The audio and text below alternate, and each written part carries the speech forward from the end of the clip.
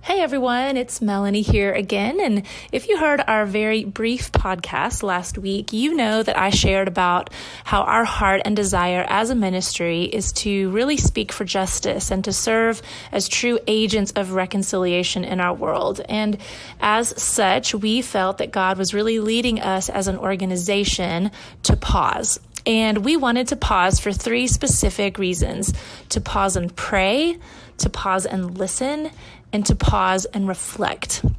Last week, we took some time here on Mercy Talk to just intentionally pause and pray, and we invited you to do the same. This week on Mercy Talk, we are taking some time to intentionally pause and listen. So we are really excited to share with all of you the recording of a panel discussion that was recently held at Seeds of Greatness Bible Church in Newcastle, Delaware, on the topic of racism and the many hidden injustices that are really a part of it. So Seeds of Greatness is a longtime supporter and close friend of Mercy Multiplied. And actually, the panel host that you're going to hear on this recording is Pastor Lisa Lewis. And Lisa is actually on our board of directors here at Mercy. So we are just really thankful that they shared this very honest but important conversation around a topic that we just cannot ignore today.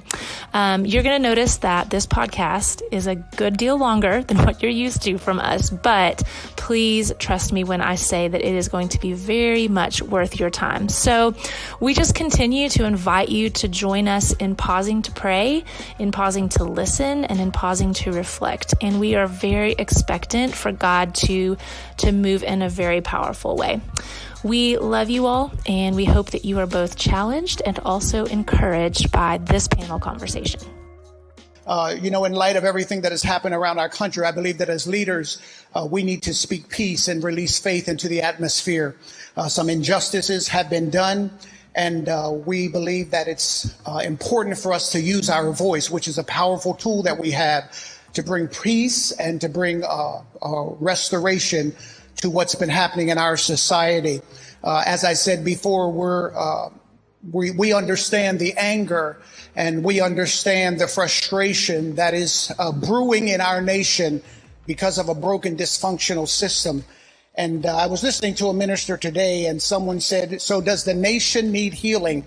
And he said something very interesting. He said, well, before we can heal, first we have to change.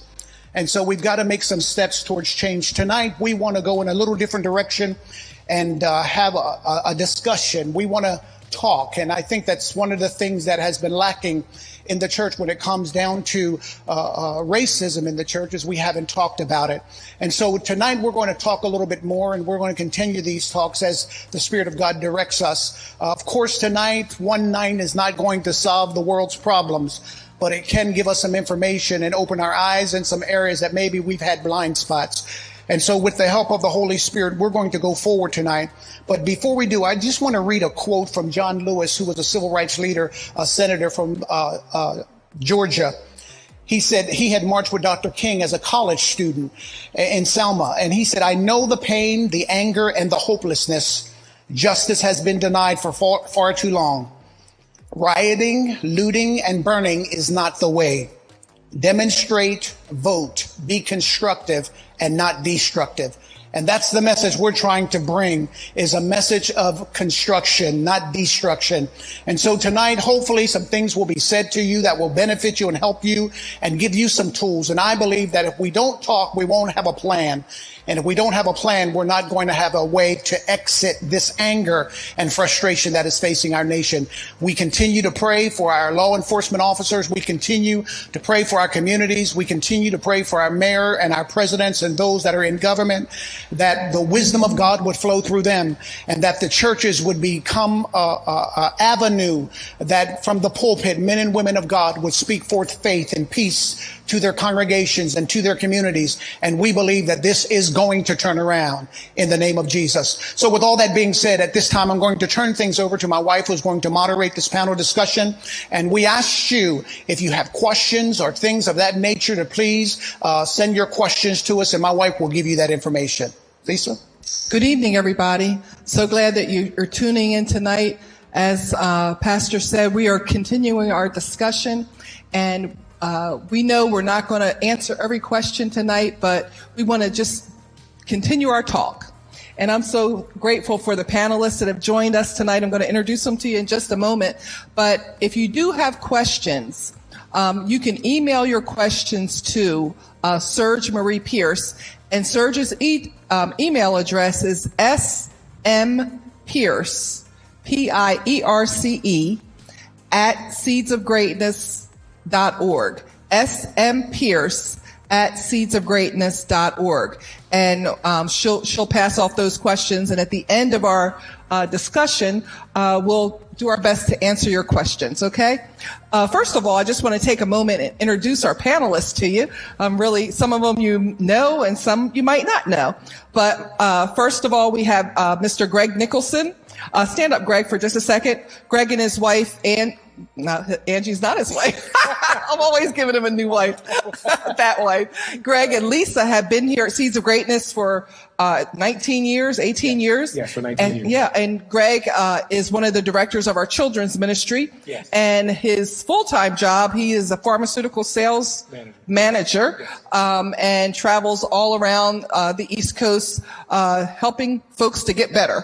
Okay, and he's going to share with you. Next, we have Miss Lauren Lewis. Lauren is our daughter. She's 24 years old, very progressive in her thinking. She opens our eyes to many, many things. She is a paraprofessional in the Colonial School District, so she's going to be sharing with you. Next, we have Antoinette Lewis, aka Nettie. And Nettie is the database manager here at Seeds of Greatness, and formerly in the Christina School District.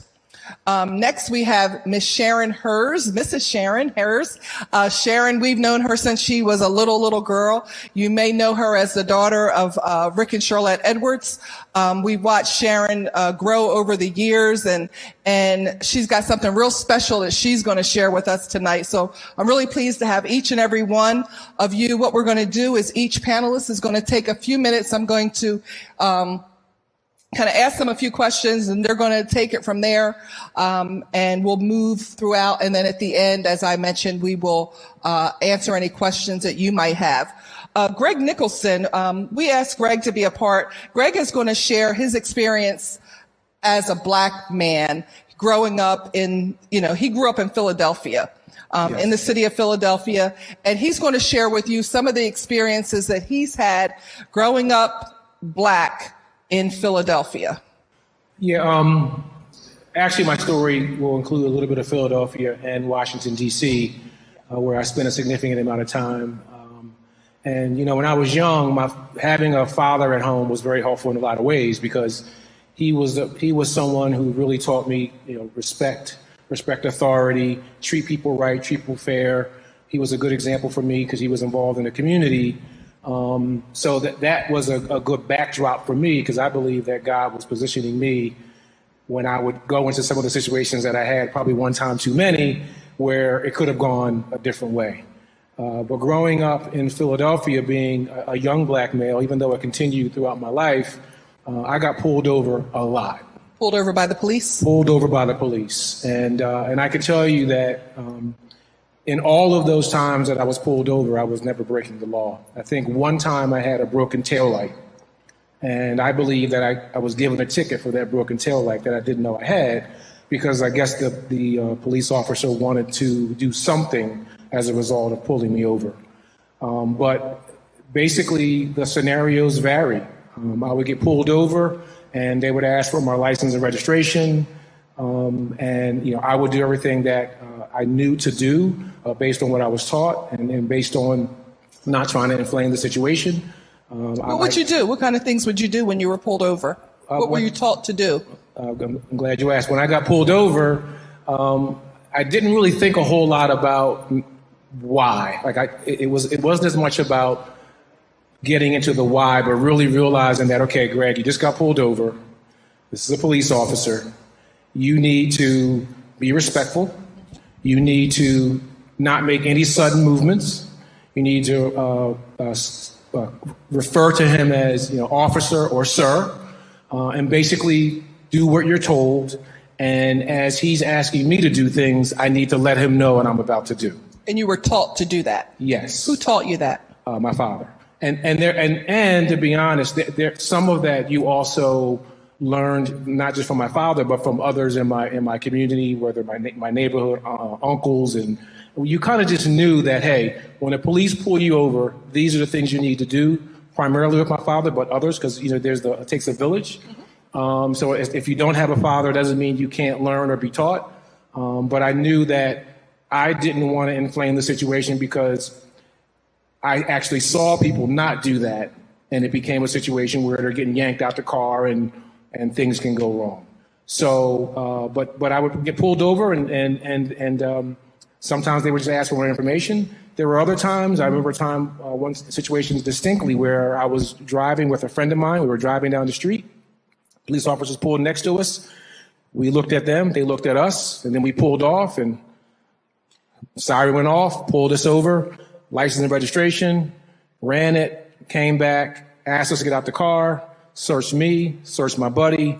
Searched you physically? Searched us physically. We were on a main avenue in my neighborhood, searched me, and they wanted to see everything in the car. They went through the front seat, the back seat, the glove compartment, the trunk, everything. And they gave my license and registration back, and they didn't really tell me why they did it. But I did everything that they asked me to do, and though I didn't necessarily like it, I went home.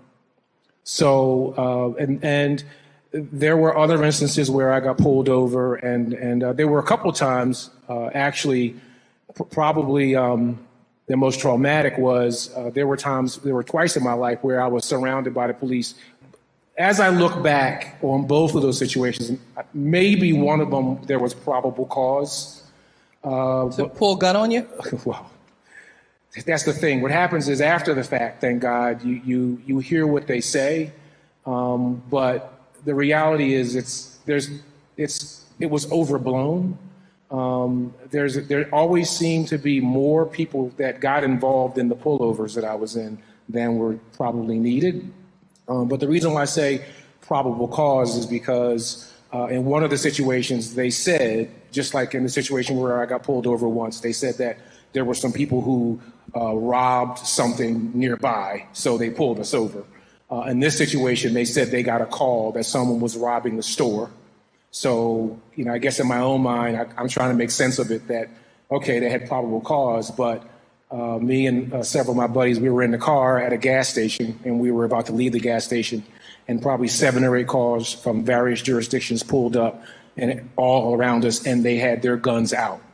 And I was the one in the car telling everybody not to move, don't do anything, keep your hands in the air. So as the officers were telling us what to do, I was telling everybody in the car what to do. That's really interesting, Greg. And I really think, because I asked who taught you that, and you said your dad did. Yeah. And you had a village. And I wonder about, African-American men who don't have a father in the house. There's nobody, and they don't have a village. So Yeah. who teaches them? They're scared when they get pulled over. Yeah. So they might not have that same response. They may not know to put both hands on the steering wheels, roll down all the windows, and ask permission to get your wallet out. They might not know to do that, right? Yeah, no, you're absolutely right. I think, for me, I said my father, and then I said I had a village because I wanted to, in the instance that there might be people watching the show that are saying they don't have a father, what do I do? But I also know that between my father, the village, and the things that I learned over time were all part of it. But the other side of the coin is I think that if there are any men that are watching, I think that we really need to think about adopting or taking on that role in men's lives or young men's lives, because if we only take care of our own, then we're allowing people that are in our community to potentially be in a situation that they wouldn't know what to do. Yeah. And it's not that they're bad people, but they just might do something that could potentially cause them harm and put them in harm's way. And I think that we really need to try to do more. And it could be as simple as just guys in your neighborhood, guys in the church. It's not about saving, 50, but if you can find 1 or 2 kids that to help them out, even though I know that as I've gotten older, it doesn't mean that I'm no longer a part of being pulled over. It has lessened, but I don't think it's necessarily associated with my age, based on people that I know that are my age and older that have gotten pulled over and gotten frisked and what have you.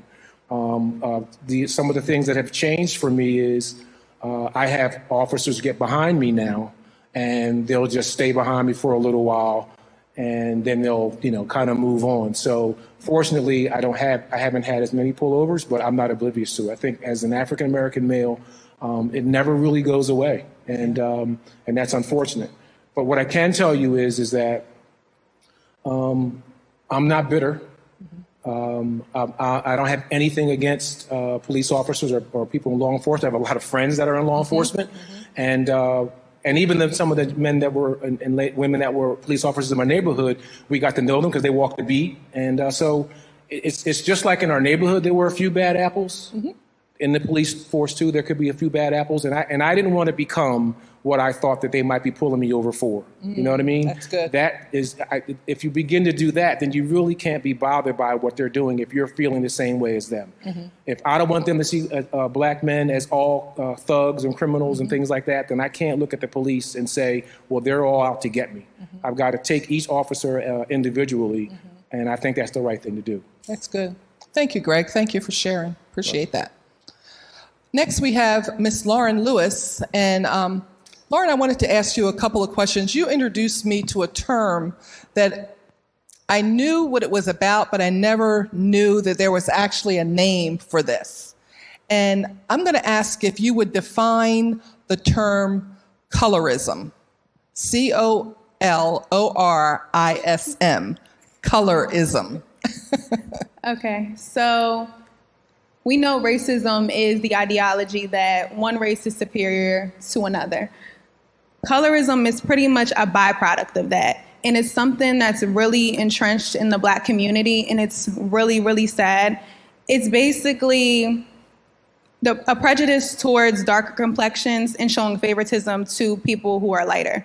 So I didn't experience it, but I've heard parents tell their Black children, like, don't stay out in the sun too long, you don't want to get too Black. Or I've heard my friends that are dark skinned, oh, you're pretty for a dark skinned girl. No, like your beauty or that, it has nothing to do with your complexion. And to show favoritism to someone who is lighter complected, it comes from slavery. It comes from strife between field slaves and house slaves, and just the weird idea that because someone's lighter that they're more intelligent, or they can pass for white, or they can pass the paper bag test, which was a test that... Well, say that again? The paper bag test, which was a test for Black people. If you were darker than a paper bag, then you were too dark. So it's just like, for an example, my sister-in-law is biracial. She's lighter than me. If we go for a job interview, because of some institutional racism, looking at the two of us next to each other, they might go for Nettie because Nettie is lighter. Nettie looks closer to being white.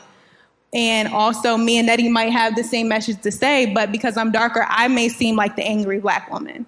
So that's what colorism is. Even, it sounds so silly, but my brother's favorite movie is Lion King. Who's the villain in Lion King? Scar. Scar is the darkest lion. Like, it's just the random little things that are subtle prejudices. Like, why are Black cats considered bad luck?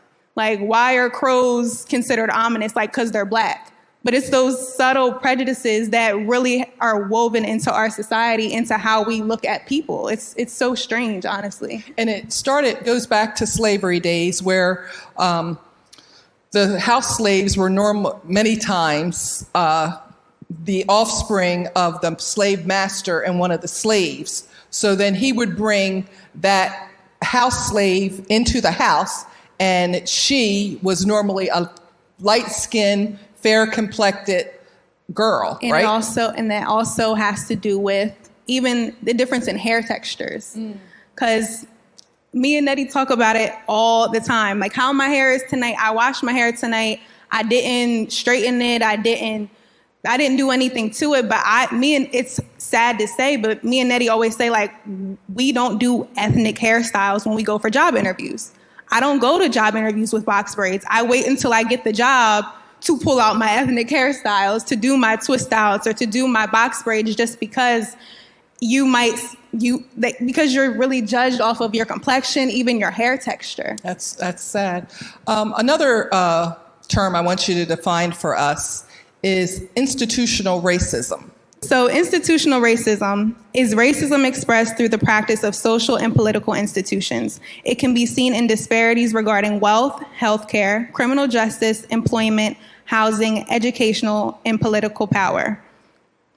Yeah, that's really powerful. I think on Sunday, Pastor talked about I think you did Sunday, we were looking for an apartment in Delaware, and we went to this apartment complex, and we were told there were no openings. That's institutional racism. And my sister-in-law, who lived there, I guess they felt like they had enough, called or went over there, and we didn't move there. Who wants to move someplace where you're tolerated and not celebrated? Right. So we ended up not going there. But those things like that are embedded in our system, mm-hmm. that if people don't get checked on it, mm-hmm. It continues. You and I were talking earlier today about another term, affluenza, A-F-F-L-U, enza. I'm going to tell you what affluenza means, Lauren. I know you already know this, but affluenza is a psychological condition supposedly affecting wealthy young people. Symptoms include lack of motivation, feelings of guilt, sense of isolation, and so on. There was, back in 2013, a story broke out in the news where a very wealthy family had a teenage son who was driving under the influence. What kind of son did they have? He's white. Yes. He was white. And he was driving under the influence and plowed into a crowd of people and killed 4 people. Mm-hmm. He got off because of affluenza. Right. And so he got off because of affluenza. He didn't serve jail time. He didn't serve jail time. But it even goes into, like, most people heard about, like, Brock Turner. He raped a woman behind a dumpster. He was a Stanford swimmer or something. He was a rapist. And he got 6 months probation. And so when we think about institutional racism, that's what it is. Because I did a paper on mass incarceration, and one statistic that I found is that a Black person is likely to serve as much time. If a Black person commits, say, a drug offense, a nonviolent offense, they're likely to serve as much time as a white person for a violent offense. Say my brother got a gun charge. That's nowhere in my brother's future. My brother got a gun charge. He's likely to serve as much time as a rapist because he's Black. That's institutional racism. And the affluenza thing really got to me because the boy was wealthy. Right. He had psychological problems. Right. And you think about the poor Black kids in the ghetto, and they do crimes.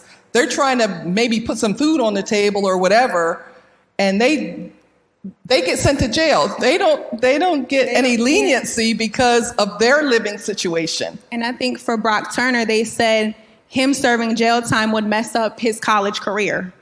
Like, we have plenty of Black kids that their whole lives, there's a school to prison pipeline for Black kids. Mm-hmm. And that's institutional racism. And even how we talked about Black on Black crime, like, it's all cyclical. That's another thing we discussed today, and then we're going to move on. Black on Black crime. So we're against Black on Black crime.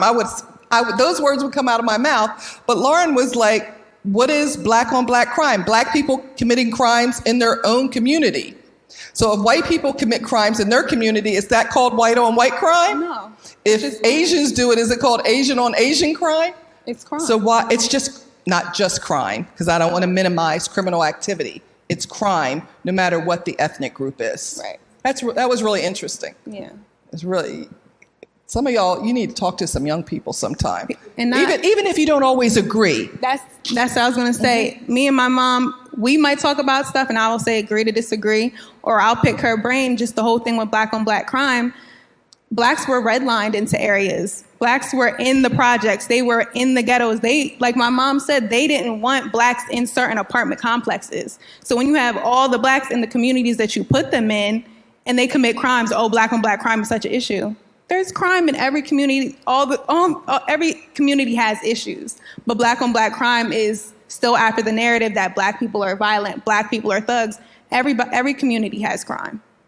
So, and sometimes we do agree to disagree. We don't agree on everything. We had something today. I was like, I don't agree with you on that, Right. Lauren. That's you know, fine. and you don't have to, but have the conversation. Have the conversation. Next, Antoinette Nettie. Nettie, in case you didn't know, Nettie is biracial. Nettie's mother is African American. Her dad is white. And we teased her. She got her hair done today. We said she's embracing her black side today.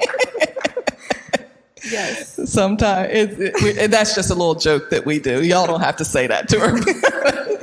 But anyway, that's just a little something. Nettie, I wanted to know, and we've talked about this a lot since you became a part of our family. What was it like to grow up as a biracial? I always thought biracial kids are so beautiful. I always say they get the best of both worlds. I just think that they're just beautiful children, but sometimes it's very, very difficult growing up biracial. And I believe you grew up in Wilmington. Tell us what it was like for you as a child to grow up biracial. So, like you said, my mom is black, my dad is white. And that's kind of a different narrative because back when I was growing up, a lot of people that you saw that were biracial had either white moms and black dads. It wasn't a black mom and a white dad. So that was just different in itself. And I was raised in Wilmington. So my community, I was raised in the heart of Wilmington. So everyone in my community is black, and you go outside and play and they would call you white girl, or it was like you're never too, or you're too white for the black people and then you're too black for the white people. So it was hard trying to figure out exactly where you fit. And then you struggle with identity issues, okay, so what do I identify as? And people ask you that, when you go to fill out an application, some people don't even let you check more than one race. They say you can only check one or check other. So it was just hard trying to figure out, okay, so what do I identify as? And now as I've gotten older, I do identify, my mom and my dad were together. They were married, they got divorced. My mom raised us all. And she's a black woman, so I identify as a black woman. I was raised by a black woman. That's just where I feel like I identify most. So yeah, growing up in those environments was hard because it's okay, where do I fit in at? And then when you do find a place where you kind of fit in at, it's still but do you really? And I had mostly black friends, but there was still also a colorism issue where it's okay, well, when stuff went bad or you weren't friends anymore, oh, she thinks she's all that because she's light skinned.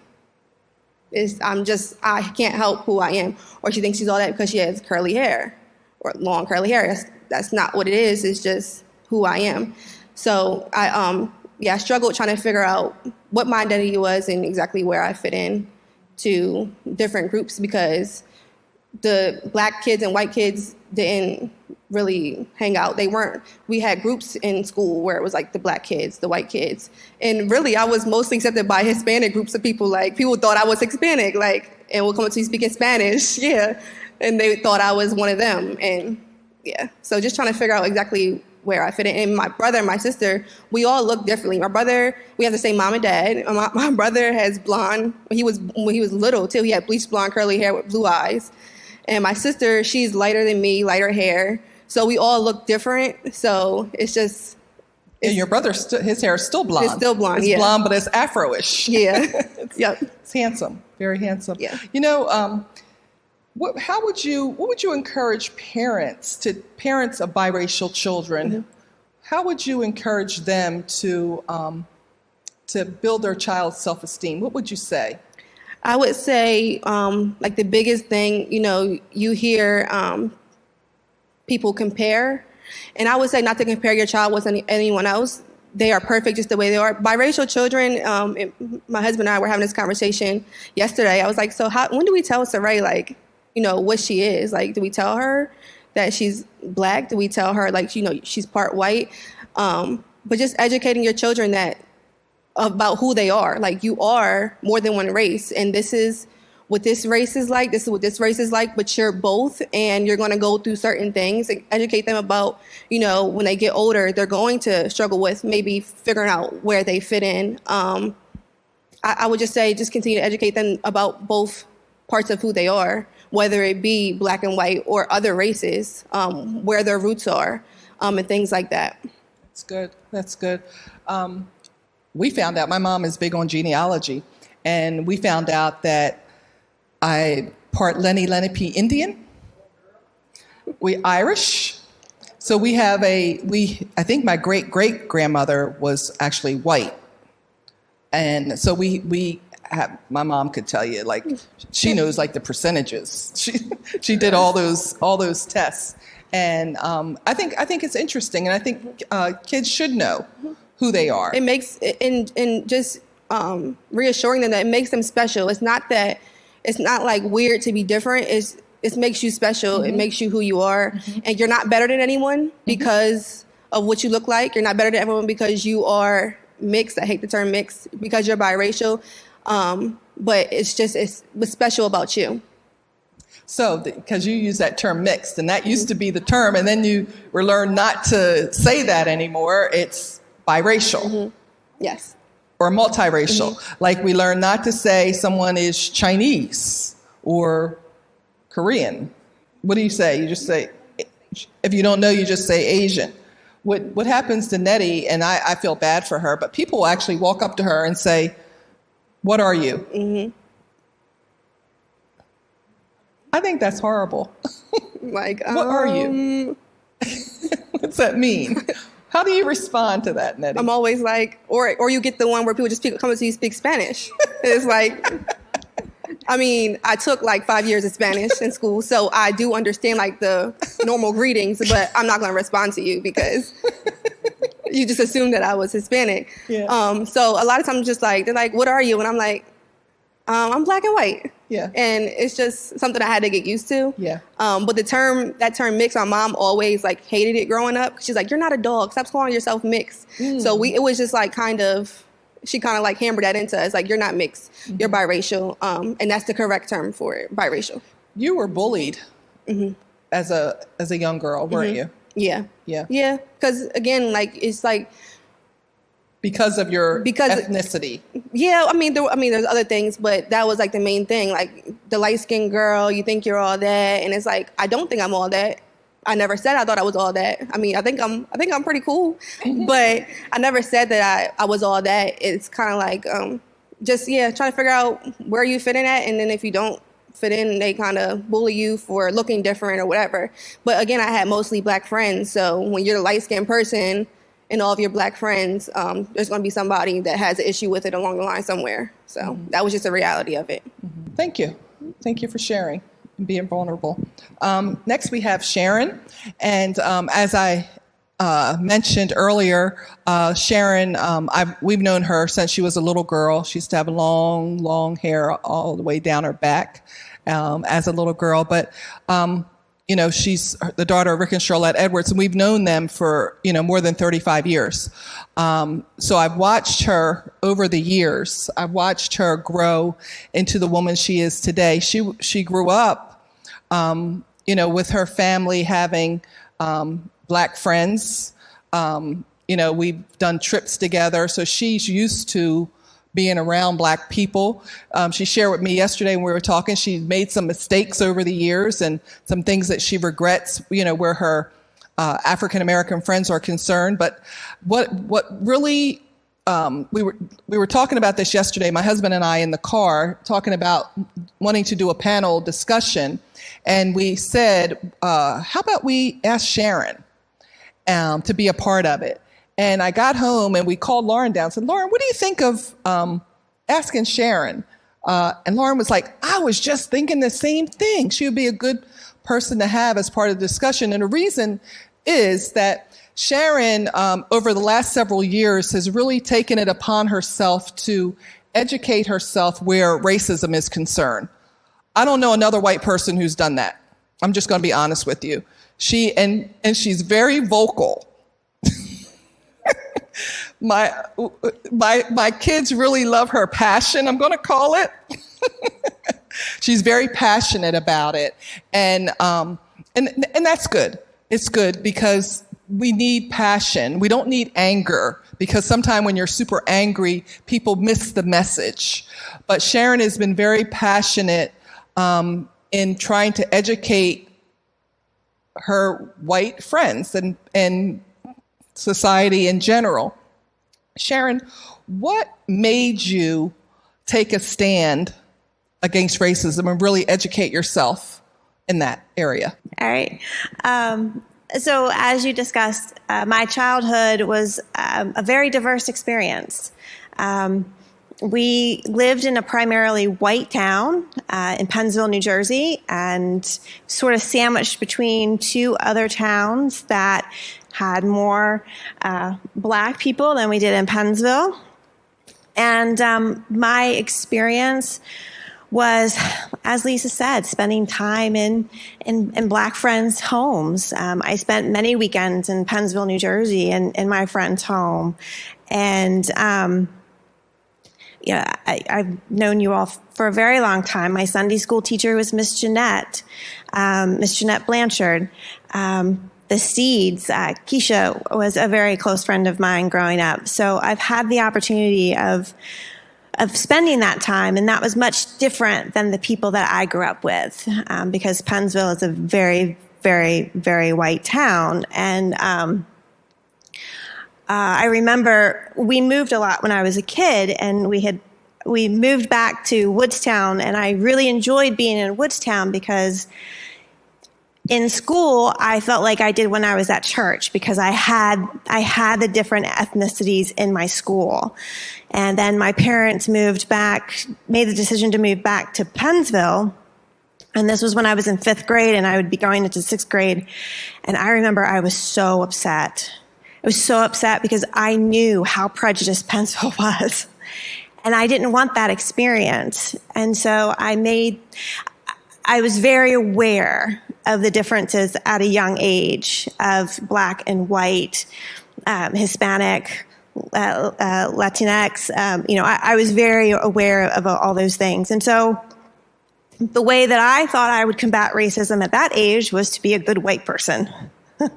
So, being a good white person means you have Black friends, you have friends of different ethnicities. You smile at Black people when you walk by them. You try to be less threatening. You do all those things. And I was very accepted in Black circles growing up. Very, very accepted. And as I grew up and continuing my life, I began to live in different areas, and, slowly over time, I realized my circles became more and more white. It became less and less diverse. I still had my Black friends from when I was growing up, but, meeting people, it just seemed to be more and more white. And I noticed that as I got older, I started to have more difficulty effectively connecting with people of different colors. And I really understand that. And I had a couple experiences at work where I was like, I don't understand. Like, I'm a good white person. Like I'm I'm really trying to be, open-minded and accepting. And I'm like, what am I doing wrong? And so when that begins to happen, I really enjoy personal development. And I will say this, doing anti-racism work is not personal development work. I'm just going to say that right there. But I do that. And so because of that, I started to look for opportunities on how to educate myself. And I moved to a town in Maryland called Chestertown, Maryland. And so I was looking for opportunities to meet people. And I happened to find that they were doing a weekend workshop called Undoing Racism. And I thought, oh, this is great. I can meet people who share the same ideals. Again, good white person. And, I can meet people and connect with people who I share these ideas and values. And I will tell you, that weekend changed my life. It was one of the hardest weekends I have ever gone through. I'll tell you,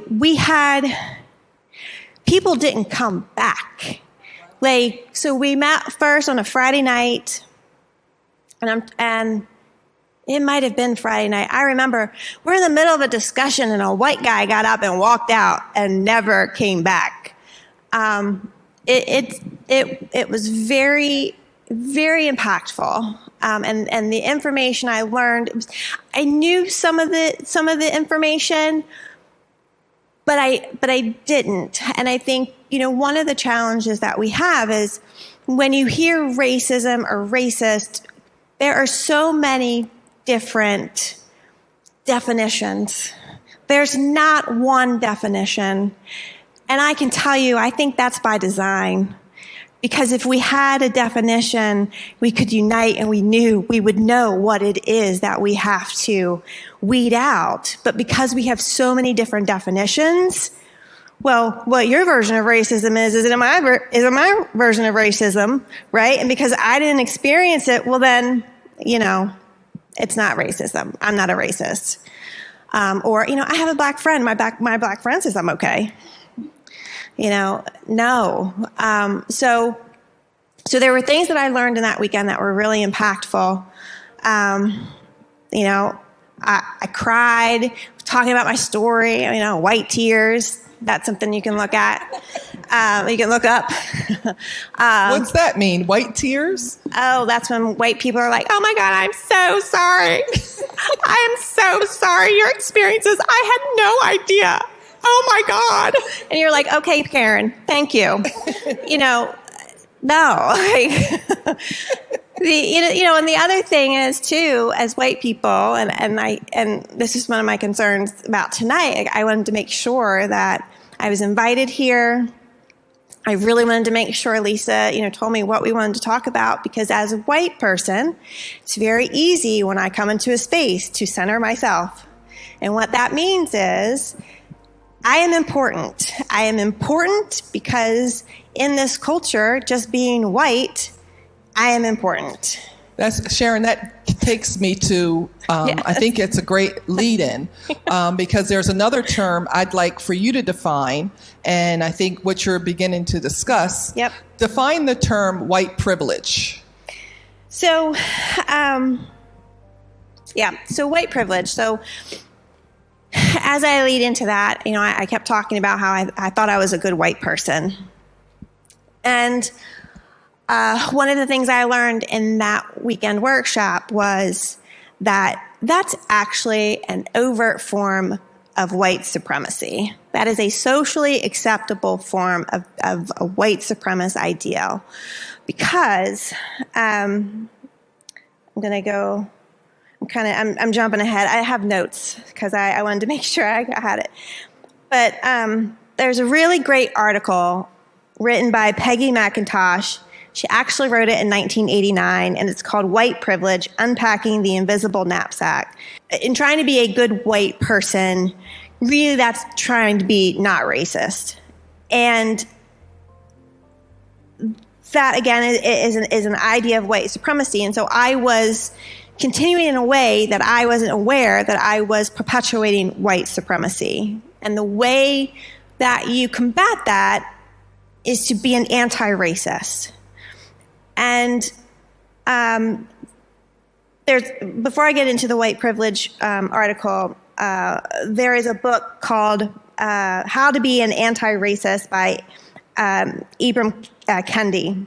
Repeat that title again. Somebody might want to get that book. How to Be an Anti-Racist. And he says, one either allows racial inequities to persevere as a racist or confronts racial inequities as an anti-racist.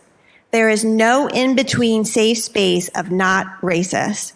The claim of not racist neutrality is a mask for racism. So one of the main definitions I've heard of racism is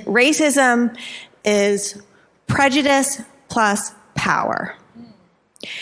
And so in order for me to combat white supremacy and to combat racism is to use my power to disrupt the system.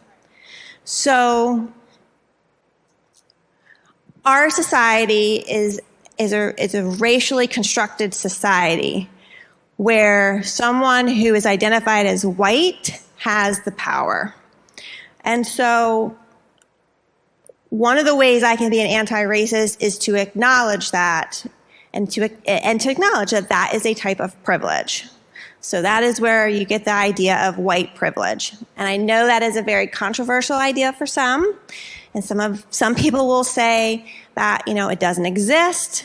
Again, that is an overt form of white supremacy. So if you would like to learn more about it, if you're a white person watching, there's a great article by Peggy McIntosh, and it's called White Privilege, Unpacking the Invisible Knapsack. And the way that she describes white privilege is this: an invisible package of unearned assets, which I can count on cashing in each day, but about which I was meant to remain oblivious. White privilege is like an invisible, weightless knapsack of special provisions, maps, passports, code books, visas, clothes, tools, and blank checks. And in the article, she cites one of her colleagues, Elizabeth Minich, and it says that whites are taught to think of their lives as morally neutral, normative, and average, and also ideal, so that when we work to benefit others, this is seen as work that will allow them to be more like us. So when you think of white privilege, I was thinking about it today, and I'm like, how am I going to talk about this? And I was getting ready to wash my hair. And I was like, oh my God, it's right here. When you go to CVS, Yes. Oh my God. Yes. You go to CVS and you go to buy shampoo and conditioner. What do you see? There's a huge aisle of all these products. Guess who those products are for? Caucasian hair. Sharon, now I have went to manager after manager. Sometime my husband walks away because if I can't go in a store in 2020 and find products for my hair, something's wrong with your management here. Yeah. I've done it at Target. I've done it at Walgreens in Ocean City, Maryland. I've done it at Kirkwood High. I've done it. Jerome walks away from me, but that's unacceptable. Yeah. And I have something to add about that. So it's all it's all products for white Caucasian, and then you get that little tiny section for ethnic hair. But it's expanding. I don't know if you've noticed, it's expanding. I believe it's because white girls like me are now embracing their natural texture. And guess what we're doing? We're using some of those products. So we want those products in the store because when we go to the store, we buy those products. So, that is just a simple example. In this article that she wrote, she actually lists 50 different things. And something that you talked about is actually one thing that I had here. So these are some examples of white privilege. I can avoid spending time with people whom I was trained to mistrust and who have learned to mistrust my kind or me. I can be pretty sure that my neighbors in such a location will be neutral or pleasant to me. I can go shopping alone most of the time, pretty well assured that I will not be followed or harassed. I can turn on the television or open to the front page of the paper or magazine, insert your favorite piece of media, and see people of my race widely represented. When I am told about our national heritage or about civilization, I am shown that people of my color made it what it is. I can be sure that my children will be given curricular materials that testify to the existence of their race. I can arrange to protect my children most of the time from people who might not like them. I do not have to educate my children to be aware of systemic racism for their own daily physical protection. And I think we're getting to the point where we can say, I can go for a jog without being profiled and potentially shot. I can relax on my couch and not be concerned that somebody might mistakenly, drunkenly, think that my apartment is theirs and open up the door, and when they realize it, shoot me. Just everyday things that we do. I don't have to think about it. And, early on in this work, so I've only been doing this for 3 years. Like, I've only really been super educating myself for 3 years. And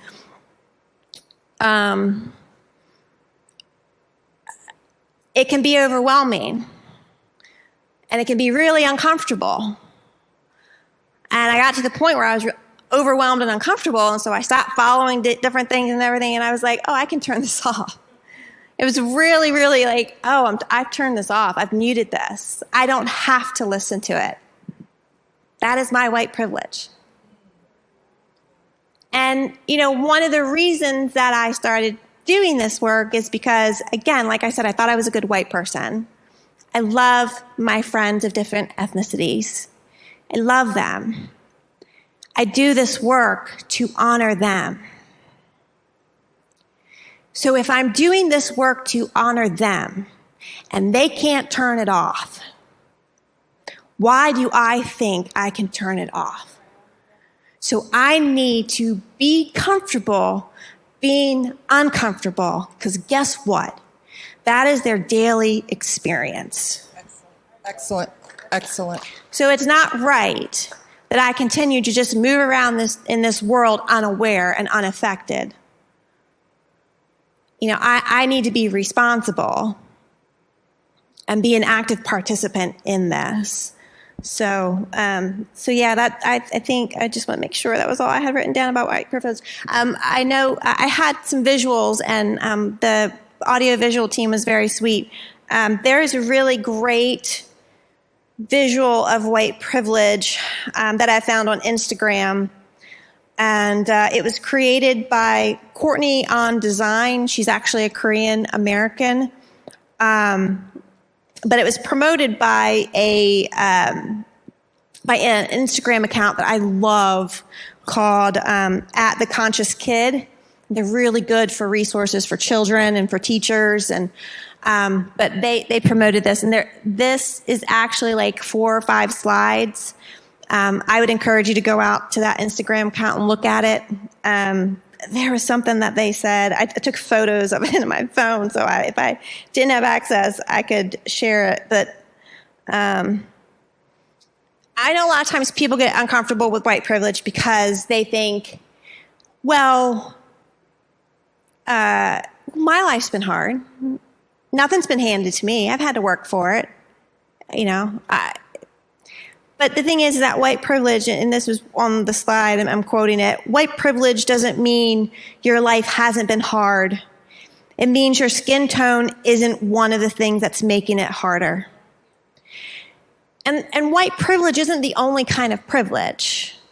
There's male privilege, and I'm going to put in parentheses, white male privilege. There's ableism. So if you're able to, if you're able to walk, if you have 2 hands. I have a friend who is in a wheelchair. She cannot access certain things. I have another friend who she was born with 1 hand. So there are different kinds of privileges, but racial privilege is a big one. So, Sharon, Thank you. question. Yes. Actually, I have to share this, lighten it up a little bit. Somebody just texted me and said, Sharon's my new BFF, and she doesn't even know it. I thought that was cute.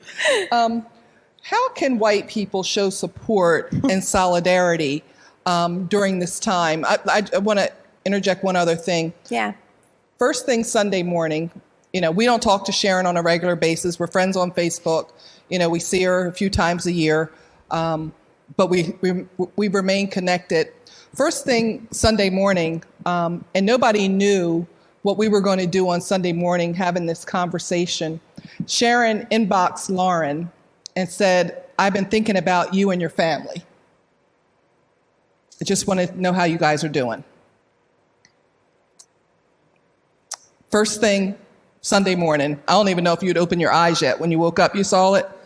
She was just getting dressed. And she said, I've been thinking about you and your family. Didn't she, Rome? Been thinking about you and your family and just wanted to check on you and see how you guys are doing. That, to me, is huge. So answer that question, Sharon. In your opinion, how can white people show support and solidarity during this time? So I think one of the things, first, recognize that your Black friends are in pain right now. I think that's the first thing. Or at least everyone has different feelings, so I can't speak. I'm speaking in general terms, but just to know that this is not an easy time for them. You know, if you think about this last month, for the last couple of months, we've all been stuck in a house, quarantine. Some of us have young children. Some of us have been homeschooling.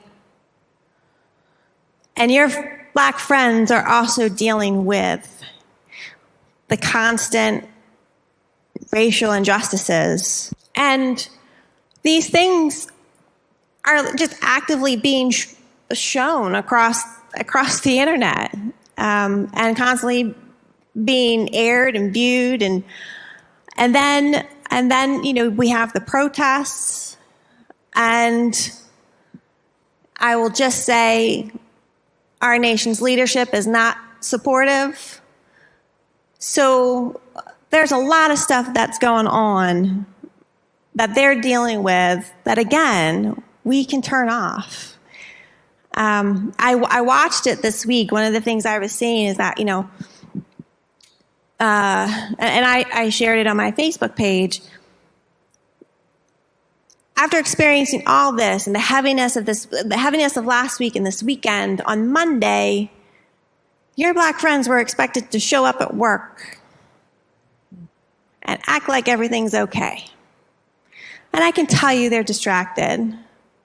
And I watched my team. No one said anything. I just watched. It was like, oh, how was your weekend? How's everybody? Great. Hey. And I'm like, is this for real? And I reached out to a couple of my colleagues just to check in on them. And one I hadn't talked to in quite some time. And she's moved into a new role. And so I was like, hey, I've been thinking about you. How's your new job? I was so glad for Tawanda Cuffey, because she posted something Monday. And she was like, I'm not okay. I'm not here for small talk. And I was like, oh, that was wrong. I probably jabbered my colleague around 10, 11, and she hadn't responded. And I just said, it was super tone deaf way for me to try to make connection with you. I said, I just want you to know I'm thinking about you, and I'm here if you need anything. I'm here to support you. Full stop. So reaching out. So reaching out is one. Mm-hmm. And when you say, how are you, mean it. How are you takes on a completely different meaning right now for folks. So if you're going to ask the question, be ready. And this leads me to really my first point, listen. Just listen. Don't listen to respond. Just listen to understand. And if you don't know what to say, I don't know what to say. Mm-hmm. That's good. Mm-hmm. And don't do the white tears. Don't be like, I had no idea this was happening. Stop. That's good. Just stop. That's good. Like, you really do know. Because I think if somebody I saw that I'm friends with on Facebook posted, like, would you trade places with a Black person? And if you say no, then you know. So listen. And then I think the other way that you can support is to educate yourself. And I'm of the belief that you don't ask your Black friends to educate you. Don't ask them to do extra emotional labor for you because you're just passing that off on them. Well, you do it yourself, and you can't tell me that bless their hearts. I know people are just getting open to this stuff, and they're like, what can I do? Google. Go out on Instagram. It's out there. Your friends are posting stuff. There's plenty of resources. I can certainly give you some. Feel free to reach out to me. If you're friends with me on Facebook, you've seen I've posted some information. There's an excellent Google Doc out there that's been going around that has a lot of resources compiled. I'll be honest, I haven't been able to read a lot of the books that I might suggest to you. That is one of my goals this year, is to try to read one book a month. Well, you've been doing some stuff. But I have. Yeah. Mm-hmm. Part of it is because I was in school, and so I didn't have that time to read. Mm-hmm. But I definitely keep myself informed by reading articles. I listen to podcasts. I listen to podcasts a lot because that's just easy to consume. But I also follow different anti-racism activists on Facebook and Instagram, who can definitely keep you informed and provide you with resources. Well, thank you, Sharon. You're Thank welcome. you so much. That was excellent. Can I say one last thing? Sure, go ahead. So speaking of one of the people that I follow, as I said, it can be overwhelming. And the other thing I know, a lot of times white people don't say anything because they are afraid they're going to say something wrong. Just know you're going to do it. Just make sure that you're in a relationship with people and you have people who can hold you accountable. There was a tweet by Ijuma Olu. She said, the beauty of anti-racism is that you don't have to pretend to be free of racism to be an anti-racist. Anti-racism is the commitment to fight racism wherever you find it, including in yourself. And it's the only way forward. So I think that's that takes a little bit of the pressure off. And I think that's one thing, that not being a racist, there's a lot of pressure on that. Mm-hmm. Yeah, so that's good. Good. Thank you so much. Outstanding. Outstanding. Thank you to all of our panelists. You all did a great job. Thank you so much for sharing from your personal experience, and we just really appreciate it. We do have a few questions that I want to ask, and I'll ask either Lauren or Nettie to answer this. How do you encourage your daughter, who is 7, who thinks in her head that blonde hair and blue eyes is more beautiful than brown hair and brown eyes, because this is mostly what she sees, or straight hair is prettier than natural kinky curly hair?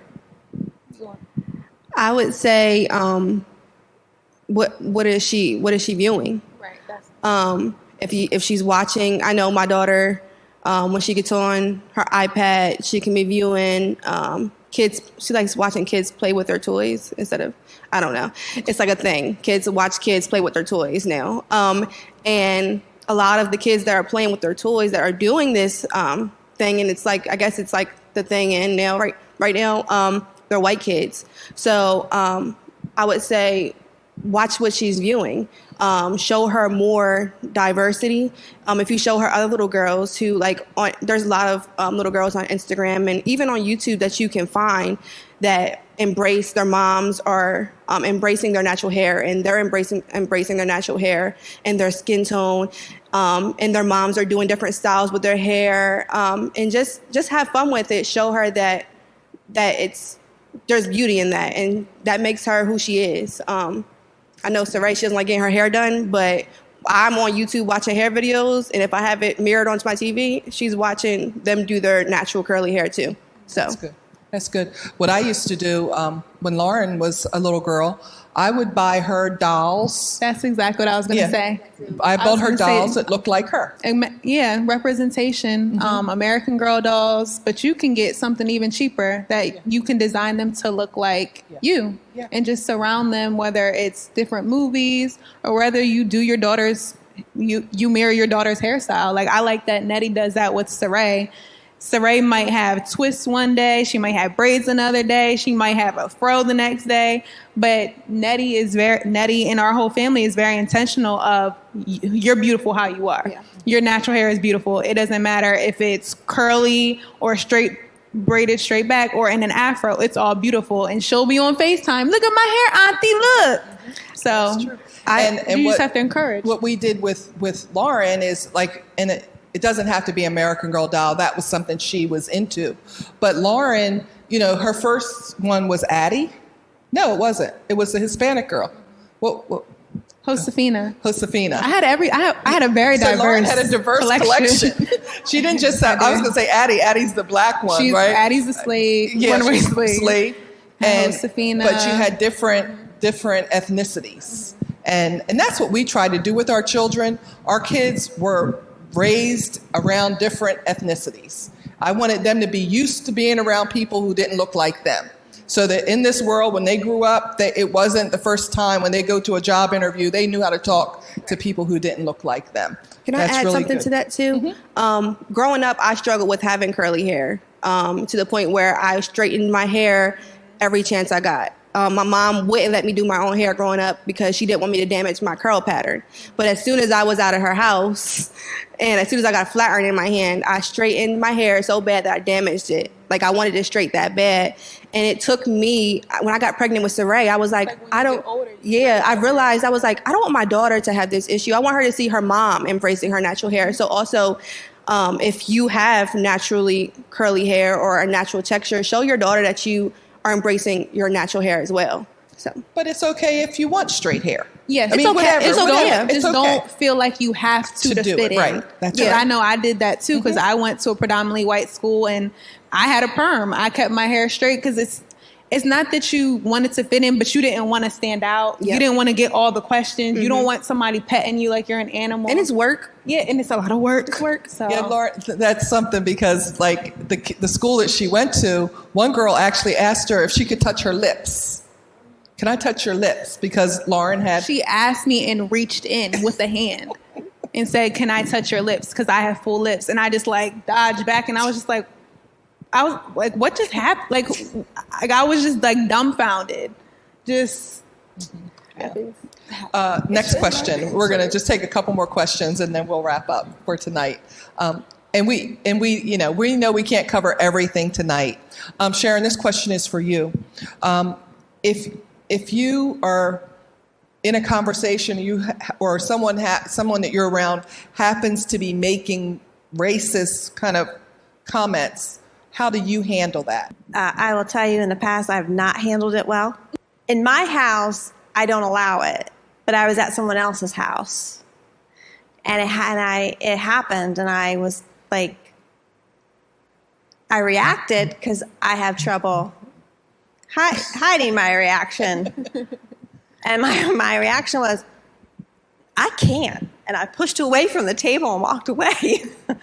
That's not the way to handle it. I think the way to handle it, though, is to call it out. Is to call it out and say it's not appropriate. I think you don't do it in an angry way. You don't... But I think it's important to call it out and say that it's not correct.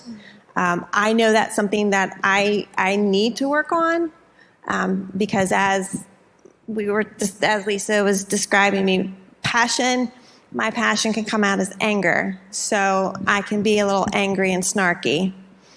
So I know that that's something I need to work on. And I'm actually, one of the books I'm reading is called Nonviolent Communication, and that's all about how to communicate in a way that's compassionate to yourself, but also compassionate to the other person. And there's a lot about not evaluating what someone thinks, more about observation, but being able to have difficult conversations in a better way. So that's something that I'm going to work on myself, but now that I know what I know, because that situation happened before I actually went through this program, now I would say not appropriate. And that's actually what I would say. Tom will tell you. I've done it. I go, not appropriate. Thank you. So you just confront it. Just confront it. Yeah. And don't let it fester. And I think it's good if this happens, particularly if it doesn't matter who's around. You just let them know it's not appropriate. Right. That's good. Yeah. Nettie, this question I think is a good question for you. But of course, in any of these questions, if anybody else has some input, you can feel free to chime in. But I'm going to start with directing it to Nettie. What keys could you give to a biracial person, to biracial people who are confused about standing on the side of black friends but getting trouble from white friends? Well, I would say it's not really like I saw a post today on Facebook. It's not a black and white issue. It's not. I know that there's race intertwined in this, but it's right and wrong. Right. It's a matter of humanity. Yeah, it's a matter of humanity. It's not of if you're. I don't know how. I don't want to be rude about it, but it shouldn't really matter what your white friends are going to think about you.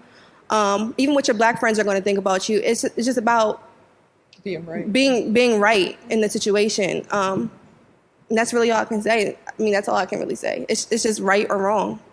I can't add to biracial. But what I can tell you is that one of the things that was mentioned is really knowing who you are. Mm-hmm. Affirmation is huge. That's good. Mm-hmm. And for me, it started in my household, knowing who I was as a black person, growing up in a Christian household. But the other part for me, in my experience, was where there are people in my life, and then where I ended up going to school.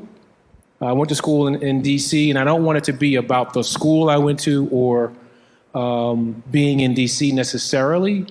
But as I learned more about who I was, greatly helped me understand the confidence I needed. Like you talked about from a white perspective, what white people can do. But I learned what I needed to do if you did nothing. Okay? So my experiences from either my household, my community, and then my school exposed me to who I am. So it affirmed that I could be, as a black person, as light as milk and as dark as the street.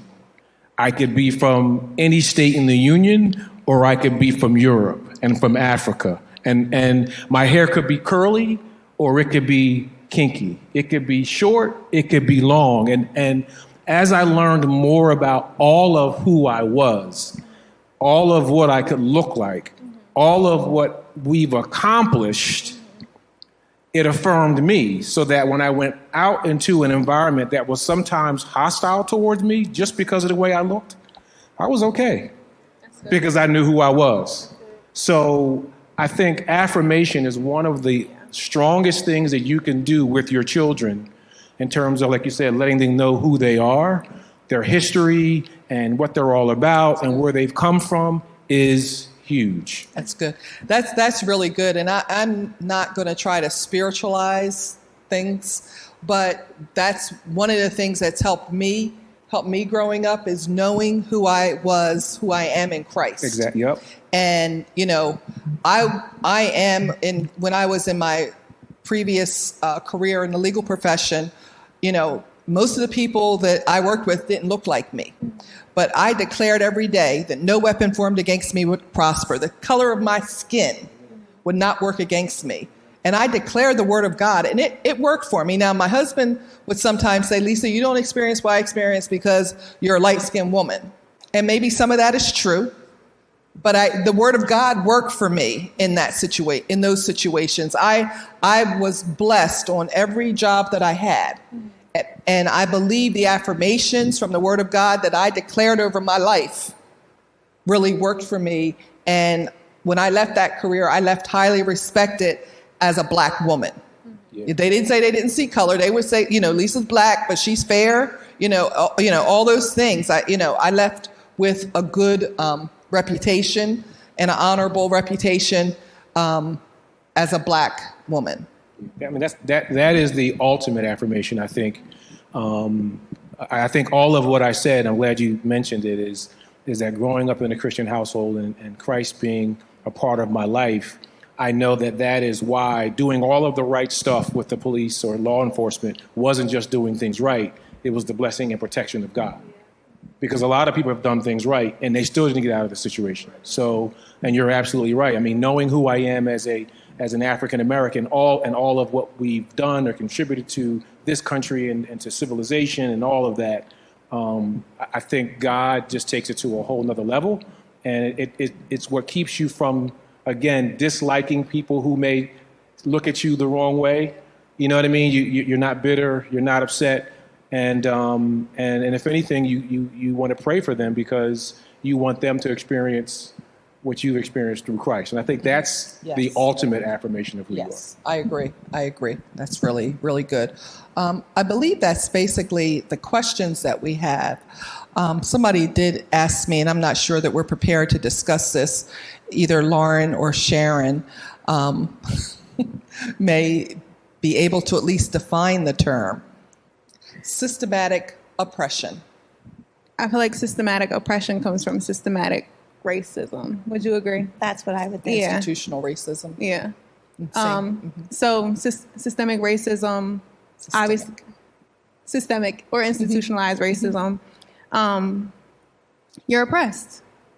Like just simple things, not being able to live in the same neighborhoods, not being able to have access to the same healthcare, being redlined into certain areas, the crack epidemic versus the opioid epidemic. Like, that's interesting. That's a really interesting topic.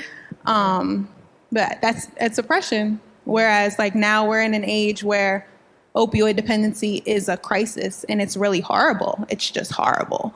And then when we have the crack era, and the CIA admitted to putting it in the Black communities, and our prison population quadrupled. That's systematic oppression.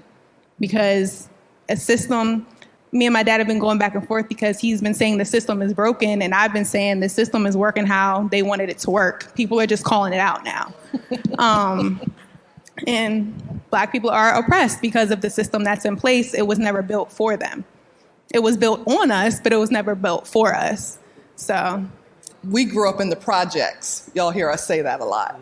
Jerome grew up on one side of town, West Side Court. I grew up on Anderson Drive, east side of town. You know why they called it the projects? It was a project. And it was never meant to last. It was a project for housing. It was an experiment. But the effects of it last. Yes. And that's the oppression. That's like the generational dysfunction. That's why we have Black kids are more likely to go right to prison. Like they call it the school to prison pipeline. And there's the affluenza thing, but we have kids in the hood that are suffering from PTSD. I have cousins that have seen dead bodies. You're not supposed to see stuff like that. On their front step. Dead bodies on their front step. You're not supposed to see stuff like that. And that is traumatic. And then you wonder why kids are getting high. Kids aren't finishing college, why kids are having babies. And it's just, that's oppression. It's based off of the system that was never built for Black people. And the thing is that earlier Lauren talked about, the black cat and crows being Black and what have you. But when you talk about being 13% of the population and the amount of that 13% that are incarcerated, okay, and then you think of the images that are tied to the 13% that really shouldn't be, because it's the face of the poor, but there are more other poor than the 13%. It's disproportionate, but if you look at the roles of people that need assistance across state after state after state after state, it is not people of color that dominate the total number. But I didn't know that growing up where I grew up in Philadelphia and in DC until I moved to the Midwest, where because of the work that I do dealing with the Medicaid enrollment, 1 million people on Medicaid and 250,000 of them are Black. The other 800 plus are white. But if you ask someone, what does that Medicaid mom look like? And so there's a lot of association with with black and certain crimes. And the reality is that, it's, like you said earlier, it's not black on black crime. Most people commit crimes within their race. Within their community. So why is there black on black crime when in the other neighborhoods, pick the ethnicity, pick the race, where they're the ones who are robbing or murdering or selling drugs? And, you know, we don't own the ghetto. But yet that is tied to us also. There are many. Say that again. We don't own the ghetto, and then we perpetuate it. We talk about the ghetto, but for some reason, somehow or another, when there were ghettos in the early 1900s, when it wasn't tied to a particular race, but it was tied to being poor, now it's tied to us because it's part of the whole thing of, oh, it's something less. You know what I mean? There's all of these things that are kind of out there that once you, again, it's affirmation. When you know who you are, those things can't touch you. That's key. I love that, Greg, because the Word of God, in my opinion, makes all the difference. It's made the whole difference in my life, in my husband's life, in our children's lives. The Word of God makes the difference. We could be a statistic. Somebody could be writing about us, one day. I would tell my son, I don't want you to be a negative statistic. Do you remember me saying that, Jay? I want to raise responsible citizens. And we raise them using the Word of God. And that's what's made the difference in our lives. This has been excellent tonight. Thank you all so much for sharing. It's just outstanding. We know this isn't the end. We've got a lot of work to do in our country. We do, but it starts here. And hopefully those of you who are viewing tonight, something was triggered on the inside of you to want to help to make a difference. We want to facilitate change. We want change in our country. We want change in our community. We want change. We don't want to continue seeing these horrible images on television. We want to see things start to turn. And we can do it, each one of us has our own sphere of influence, our own circle. And if we just begin to speak and listen, I think things can change. Pastor? Wow, this was great, guys. Really, really great. So many things that were said. And the wonderful thing about live stream is that you can go back and view this again, get the information that was given. And I like what you said towards the end, Greg and Lisa, about identity. Because, when you know who you are, no matter what they call you, you live above that. And that has been the thing that has helped me. I remember working on a job and a guy pointed in my face and called me the N-word. And he said it more than once. And the thing that kept me from removing his teeth was my identity, knowing who I was in Christ. Because even though I'm a Christian man, I still hurt when things like that are said. And I think one of the messages we've got to get across to our sons and to our daughters, and I think, Sharon, you hit on it, educate yourself. There's information out there that we can all educate ourselves and work on the way that we think. Because if we don't change the way we think, then we're not going to change our communities. Education is one of the ways that we change our thinking. Thank you for viewing tonight and tuning in with us. And I want to encourage you to go back over this, share this discussion. This is what we're having. And of course, tonight, we couldn't cover everything, as my wife said. We couldn't go in depth into everything, but I believe we've done enough to jar your thinking, to get you to think and to educate yourself. And as we come up to the election in November, you can make a change with your vote. And I want to encourage you, if you're not registered, get yourself registered to vote and use your vote as your voice in your community. Educate yourself and be kind. When you see someone speak, be kind. That's the human thing to do. Be nice to someone. And if you're a Christian or a child of God, and even if you're not a Christian, just be kind to people. And I believe that you can be the change that we want to see. We're so glad you joined us today. We'd love for you to head on over to iTunes and leave us a review. You can also find previous episodes there. Mercy Multiplied is a nonprofit organization completely funded by our donors. We're incredibly grateful and couldn't do what we do without them.